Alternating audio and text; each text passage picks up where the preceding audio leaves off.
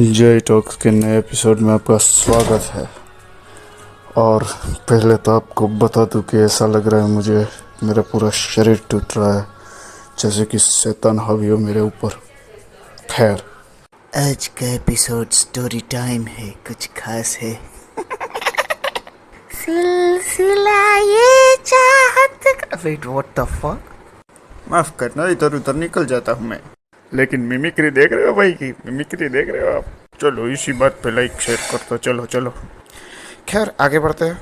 हम देसी दोस्तों का ग्रुप था और हम ऐसे ही कहीं भी खेलने कूदने निकल जाया करते थे। हम अराउंड 5 से 6 लोग, मैं, सोहिल, राहुल, सॉरी राहुल था या उसका भाई हार्दिक पता नहीं, रौनक और शायद मनीष भी था, और लव भी। किस्सा मुझे थोड़ा बहुत याद है। मेरे अंकल तब पार्टनरशिप में फ्लैट्स बनाते थे, और ये फ्लैट्स नहीं मतलब 2 घर थे, 3 स्टोरीज के, और अंडर कंस्ट्रक्शन थे। तो हम वहाँ खेला करते थे हाइड एंड सीक। वैसे उस घर के पीछे मंदिर था, शिव जी का मंदिर और हनुमान जी का मंदिर, क्योंकि उधर की जो भी ज़मीन थी माना जाता है कि बहुत हॉन्टेड है। वहाँ मंदिर की स्थापना ही इसीलिए की गई थी क्योंकि माना जाता है कि उधर लोगों को ऐसा फील होता था कि किसी का सर घूमते घूमते मतलब उस एरिया में रोल होते होते जाता था, और उस वक्त लाइट भी कम थी। जब घर बनाने के लिए मतलब बहुतों के घर बनाने के लिए खोदकाम की जा रही थी, तब बहुत से इंसान के अवशेष मिले जो पहले के ज़माने में, राजा के ज़माने में वहीं गाड़ाए जाते थे, और हम सब भी नॉर्मल होके ऐसी जगहों पे चले जाते थे। 2017 में बारिश के कारण बहुत सी जगहों पर बाढ़ आई थी, गुजरात में भी। भाई मैं अभी टॉयलेट में बैठा और ये अजीब से पक्षी कुछ सुना। भाई मेरे को तो डर लग रहा है कहीं उल्टा सीधा ना हो। वैसे स्ट्रीट किटन कुछ बोल रही है, मेरी तो फेवरेट है, मेरे से बहुत बात करती है। खैर, वैसे आगे की स्टोरी कंटिन्यू होगी मेरे नाश्ता करने के बाद। मेरी नानी की हाथ की भाखरी और ये जो अचार है ये मेरी मामी ने भेजा है। आप लोग भी खाना खा लो और फैमिली के साथ थोड़ा टाइम स्पेंड कर लो। माँ बाप बहन भाई इनको जब भी, और रूठी गर्लफ्रेंड को पप्पी।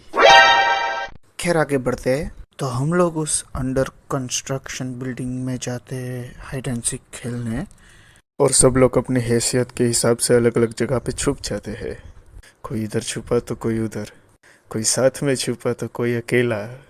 रौनक दे रहा था, मतलब उसकी बारी थी ढूंढने की, और मैं भी छुपा हुआ था बड़ी ही मुश्किल से, ऐसी जगह पे छुपा हुआ था कि किसी ने सोची ना होगी। ओ शिट, मैंने तो थारा भाई का डायलॉग चुरा लिया, कहीं वो मुझे मारने आया तो। पक साला। खैर मैं देबू नीचे छुपा हुआ था और ऊपर से कुछ आवाज़ आती है। मुझे लगा कि मतलब कोई पकड़ा गया है, तो मैं दौड़ के ऊपर जाता हूँ और मेरे सामने से कोई दौड़ के जाता है, लेकिन मुझे समझने में देर लगती है, मैं समझ नहीं पाता, मैं शौक में होता हूँ। फिर मैं ऊपर जाता हूँ और वो लोग भी शौक में होते हैं। और ऐसा वैसा शौक नहीं भाई, सालों की फट के हाथ में आ गई। साले एक दूसरे के ऊपर गिर रहे थे, पड़ रहे थे। मैंने जाके पूछा, वेट वेट वेट, कर क्या रहे हो तुम लोग? क्यों चिल्ला रहे हो, क्यों चिंगाड़ रहे हो? फिर जो बोला, मेरा रोंगटे खड़े हो गए भाई। पहले मैं इनको शांत करता हूँ, फिर पूछता हूँ हुआ क्या।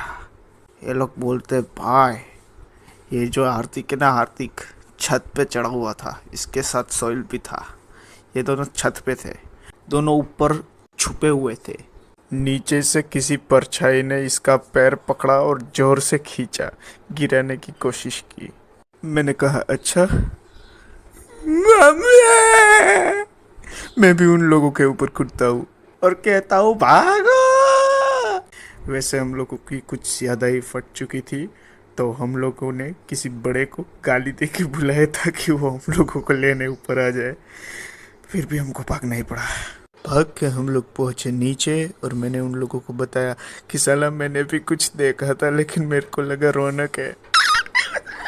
खैर एटलीस्ट बाल बाल बचे और हम भी जैसे जंग जीत गए हो ऐसे शान से बाहर आए।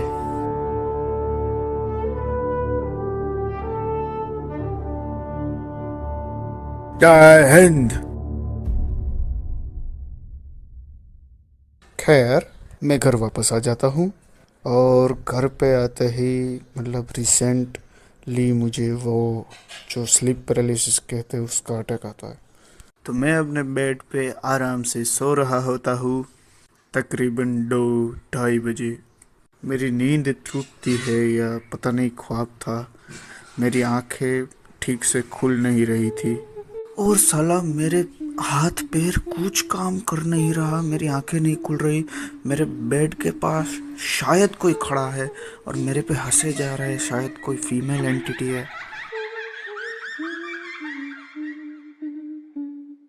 इस पॉइंट पे मेरी फट के हाथ में आ गई थी, ये वर्जिनिटी लूज करने के जैसा। कोई भी एंटिटी मेरे लिए तो फर्स्ट टाइम था। क्या बोलते हैं कभी कभी मैं, तो फिर कभी वापस नहीं आई, एक्सपीरियंस गलत हो गया उसका। भाई मैं कुछ कर भी ना पाऊँ, कुछ बोल भी ना पाऊँ, उठ ना पाऊँ। भाई उस वक्त कुछ दिमाग में नहीं आया, बस गायत्री मंत्र याद था। मैंने जैसे ही मतलब जाप करना शुरू किया मन में, वो आवाज़ कम होती गई और थैन अचानक से मैं उठ गया और जिस किचन की लाइट मैं ऑन रख के सोता हूँ उसकी लाइट बंद थी। फाइनली सब नॉर्मल था और मैंने तो जैसे जंग जीत ली थी। मैंने ये बात मेरी नानी को भी बताई लेकिन शायद वो भूल गई और समय के साथ सब ये भूलते गए, लेकिन मुझे याद है। मेंटल स्कार इतनी आसानी से थोड़ी ना जाते हैं। खैरा कहानी का शीर्षक तो आप लोग समझ ही चुके होंगे। हेलो। ओ आज तक बहुत सारे बुरे सपने आए मुझे, अच्छे भी आए कभी कभार, याद नहीं है वैसे। एक बार तो बहुत बुरा सपना आया जिसमें घर चल रहा था मेरा और सारी औरतें चुड़ैल बनी बैठी थी, लेकिन आज तक मैं डरा नहीं साला। लेकिन इस स्लीप पैरालिसिस के एक्सपीरियंस से साला मैं भी पुष्पा से पुपा बन गया।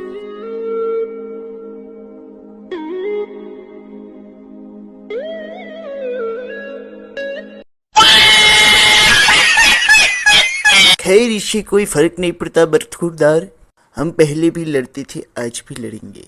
हम आज भी घर वालों से लड़ते हैं और नींद से भी, ये वीडियो डालने के लिए। लेकिन साला मेहनत को कोई आगे ही नहीं बढ़ाता। अच्छा है कोई बात नहीं, हम ट्राई करते रहेंगे, आप बस लाइक शेयर कर दीजिएगा। धन्यवाद। एक और स्टोरी लेके आऊँगा मेरी और मेरी नानी की, कैसे मेरी प्यारी सी नानी मेरे को अकेला छोड़ के चली गई थी एक भूत के एनकाउंटर पर। तब तक के लिए बाय, शब्बा खैर, शिवरात्रि।